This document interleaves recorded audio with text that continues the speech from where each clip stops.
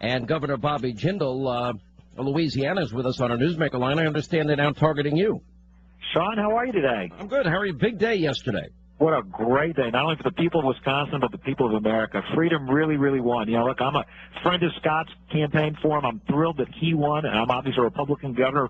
I'm thrilled that he'll be able to serve out his term. But I think yesterday's election was really, really important, not just for Wisconsinites, not just for Republicans, but for the entire country, for conservatives across America. You know, and look, I couldn't agree more that yesterday's election was the second most important election of the year, second only to defeating President Obama later this fall. Well, what I think is so reassuring about this, I think, number one, it shows that people are serious about balancing their budget. Number two, I think a message has been sent to politicians that if you make tough decisions and you go after budgets and you go after special interests, we're going to have your back. And he had a much bigger margin than he won even in 2010, and I think that tells a lot in light of all the money that was spent, all the attacks that took place, all the hyperbole that's been out there. So I think it makes it a really good victory and very telling, I think, where the mind of the country is. Sean, that's exactly right. And listen to this. I mean, look, the radical left, they spent tens of millions of dollars. They made this the premier campaign across the country, shipped in activists. They said this was their top priority. And then for the last month, there wasn't one commercial. You didn't see one ad on TV talking about collective bargaining. This was all supposed to be about collective bargaining. It was supposed to be about the fact that Scott Walker actually had the audacity, had the courage to tell government employees they needed to pay a little bit towards their own pensions, their own health care costs. By the way, something that private tax-paying, private sector workers do every single day. They didn't even mention that. That was supposed to be the whole excuse to have this election. They tried to recall last year. They tried to go after a Supreme Court judge. They tried again this year. You've got to say enough is enough. And I think it is great not only that he won, but he won in such convincing fashion. You look at the results. He inherited a $3 billion mess from Governor Doyle. They fixed that without raising taxes. And they cut got a surplus. Now they got a surplus. I mean, that's what's amazing. Absolutely. Unemployment has dropped to levels not seen since 2008, added over 30,000 private sector jobs. Sean, you made a very important point, though. When conservative leaders are willing to govern according to our principles, here in Louisiana, we are creating the largest choice-based, school-based program in our state's history, in the entire country, to allow the dollars to follow the students. And we passed it this year. We're going to open it up. Over 380,000 kids will be eligible. We expect in the first year a few thousand will start. It'll grow. The unions were so upset about this, they've already launched recall moves against the Speaker of the House down here. They've launched one against me, but that's not going to happen. And they've tried several times against me. But they're targeting Republican legislators who had the courage to vote for what people want. We had organizers come down here from Wisconsin to help try to organize these recall efforts. So make no mistake about it. The White House is going to try to spin last night's results and try to say, oh, it doesn't matter. No, they've already tried. I mean, let me play something for you, because this is liberals before and after talking about the importance of this election and what it meant, and then listen to the after. This is an ad that came out earlier today. This race in Wisconsin is the most important race in the country before the presidential election. The front line of taking back Wisconsin. We will recall and replace Scott Walker. You're soon to be ex-governor. Where do I sign? And that will affect every race in every partisan election on every ballot, from the race for dog catcher on up to the race for president. And all these bully governors across the country, knuckle up! Knuckle up! We're in to win it! This race in Wisconsin is the most important race in the country. We made a mistake doing that. Does the result tell us something about November? No, I don't think so. This is a gubernatorial race with a guy who was recalled. It has nothing to do with President Obama at the top of the ticket. Probably won't tell us much about a future race. And they actually went as far as to claim that this was a big win for Obama last night. That's how bad NBC News has gotten. I don't even understand how they can say that with a straight face. Talk about, a lack of courage. Where was the president? If you're a Democrat out there, you voted for Obamacare, you supported him on higher taxes, you supported $15 trillion of accumulated debt, $1 trillion plus deficits. Here's what you can expect. The president won't come to your state. He was in Minneapolis. He could have come to Wisconsin. He didn't. He was in Chicago. He didn't come. He might send a tweet out for you the night before. If you're lucky. I mean, listen, you send a tweet out to a friend. How are you?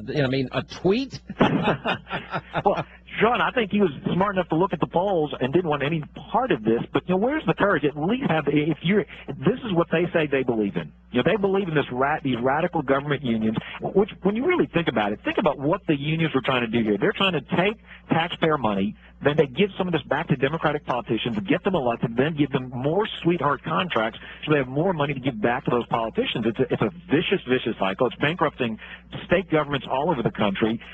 Think of the difference if we had leaders in Washington, D.C., like Governor Walker, like Scott, who are willing to say, I'm going to take the tough decisions for the next generation, not just the next election. Think about if we had a courageous leader in the White House saying, we know we can't keep spending and borrowing our way into prosperity. We've got to fix Social Security. We've got to fix Medicare. Think if we had a courageous leader that was willing to do, look at the Ryan plan, look at some of these bold plans to actually put our government on a sustainable path for the future. Instead, you've got a president who wasn't even willing to come into Wisconsin, who wasn't even willing to stand up for his union allies. Remember during the campaign, he said he'd come march, just get him comfortable shoes. He was nowhere to be seen. I think you look at the poll numbers, they want any part of it. Look, I think this is really, the model has been set. The paradigm exists in terms of the federal debt and deficit, which is now, $16 trillion, $5+ trillion of new Obama debt. And that is what you're doing in Louisiana, what Nikki Haley is doing in South Carolina, what Christie's doing in New Jersey, Walker is doing in Wisconsin, Kasich is doing in Ohio, McDonnell is doing in Virginia. You guys have created the model that works. And what we're seeing here, and I think what we saw last night, is that if you do the right thing, if you stop thinking about future elections and you balance the budget, you live within your means, and you show the public that it works, you're going to be rewarded. It's not that complicated. It's the antithesis of the old model. Well, we've got to give goodies to our districts. We've got to bring money back to our state. We've got to spend more and buy people's votes ostensibly. It's the exact opposite of that. Sean, you're exactly right. We've cut our budget here 26%. We've got fewer state employees than we've had in over 20 years. I got reelected with the largest margin last year. Scott got reelected with a great margin last night. You compare that with President Obama, he cannot run on his record. He can't point to anything. Look, unemployment's above 8% for a record 40 months. Almost 23 million Americans underemployed, unemployed. Record deficits and debt accumulation. Economic, I don't even know if you can call this a recovery anymore when you look at the latest jobs report. And so all he can do is tear apart, attack Mitt Romney and Republicans, demonize congressional Republicans. You compare that to what Scott Walker did. Scott was able to run on his record. Scott was able to say, look, unemployment's going down, private sector jobs are being created, we balanced the budget, we're cutting taxes, the world didn't end even though we did these big reforms. Compare that to Mayor Barrett's record, where unemployment went up, taxes and spending went up 7 out of 8 years that he was mayor. You're exactly right. The difference is President Obama for 4 years has been unwilling to make the tough decisions, keeps kicking the can down the road. You remember he said he was going to cut the deficit in half by the end of his first term. Didn't happen. Said he was going to reduce unemployment below 8%. Didn't happen. Said that he was going to reduce health care costs $2,500 for the typical family. Didn't happen. Said he was going to change the tone in D.C. None of that happened. He's not willing to make the tough choices. Look at the easy choices. If he was just willing to stand up to his radical environmental allies and say he was going to approve that Keystone Pipeline, he could create tens of thousands of jobs tomorrow. If he was willing to stand up to the radical left and say that fracking is safe, he could create hundreds of thousands of jobs right here in our country instead of overseas.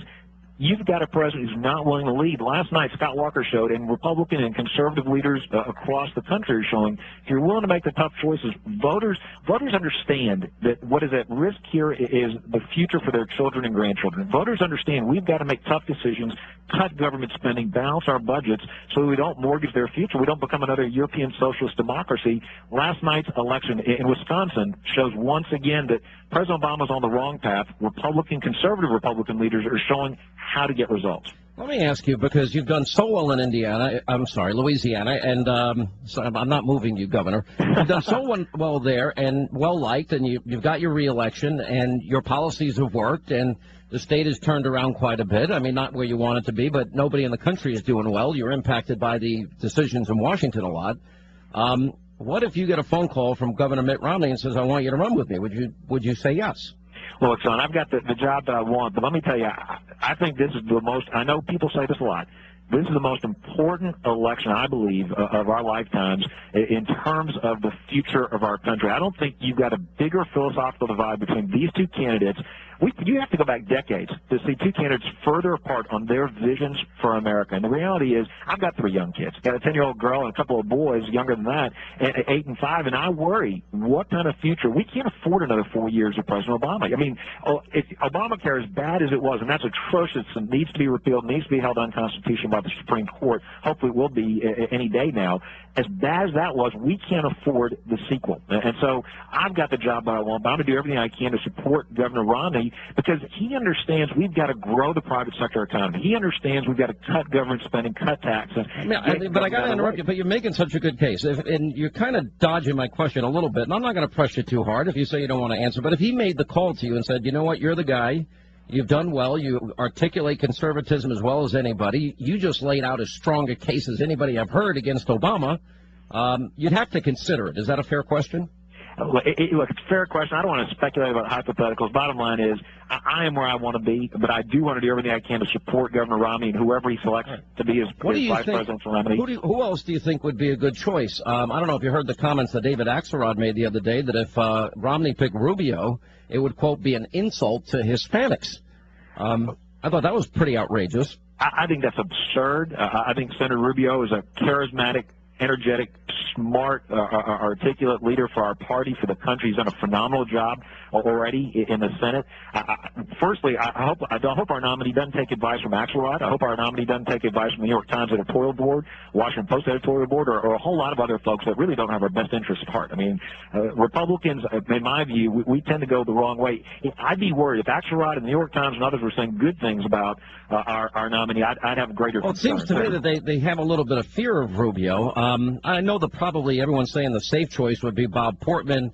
But you know what? This is also a media age. I want somebody dynamic and passionate and somebody, you know, that's going to bring a lot of new energy to the Republican Party. I mean, you fit the bill. I think that certainly Marco Rubio fits the bill, and I think there's a lot of other great people out there. But do you think any other people on your list? Oh, look, I think there's several great candidates, and I think, and I'll name a few, but I do think this. I want to say this. I think Governor Romney is exactly right to focus on who can be president. You know, so many times the pundits try to make it about who comes from a swing state or who's got the right, demographic appeal. It really is about who do you think can step into that job. That should be the first, and everybody says that's their first and foremost criteria, but the reality is I think he is actually going to pick based on that criterion.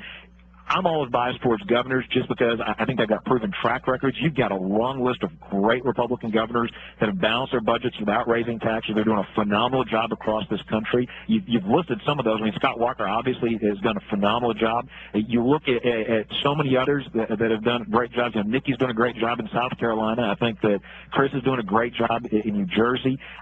We've got a bunch of new governors. You know, I think Rick Scott's doing a great job down there in Florida, turning around a state that was hurting in a bad way from this national economy. There are so many great proven leaders with executive branch experience that have balanced budgets. There are folks that have done that in the private sector as well. The great news is there's a long list of folks.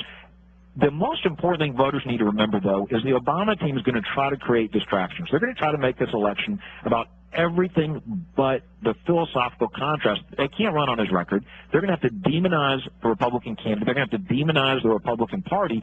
What they cannot do is they can't ask this single question. They can't ask the American people to wonder if they're better off than they were 4 years ago, because the honest truth is we're not.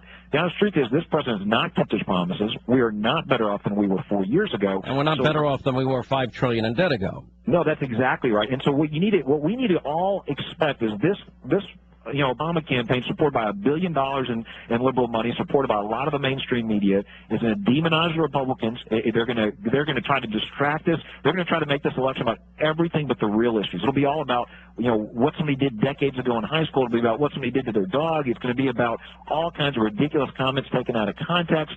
They don't want people to focus on, have we really been better off than we were 4 years ago? They really don't want people to focus on the fact that Obama's policies have failed. In that sense, how close do you think the race is going to be? I'm running out of time. I mean, do you think it's going to be close? I think it's going to be like what happened in Wisconsin. I think until the end, pundits and the polls are going to say that it's close. And I think it's going to break the Republican way because we still live in a center-right country. This is what gives me hope, and this is what I was so excited about last night. I think the American people, every single generation, has left more opportunities for our kids than we inherited from our parents. I think the American people are willing to make tremendous sacrifices so our kids can pursue the dream. I think the American people realize that Occupy Wall Street's wrong. We are in an aspirational society where your circumstances of birth don't determine your outcome as an adult. I think the American people understand that the American government is not the key to our success. It's preserving that opportunity for our children. They did the right thing in Wisconsin last night. I think they'll do the right thing. I think this election will break late towards the Republican Party as voters wake up and say, you know what, we can't afford any more of this government spending. What makes us such a great country is not the federal government. It's that our children, no matter what their last name is, can grow up and do even better than their parents. All right, Governor Bobby Jindal, Louisiana. It's always a pleasure, Governor, and hopefully we'll be down in your state soon and have a chance to catch up with you. Thank you for being with us. We'd love to see you down here. Thanks.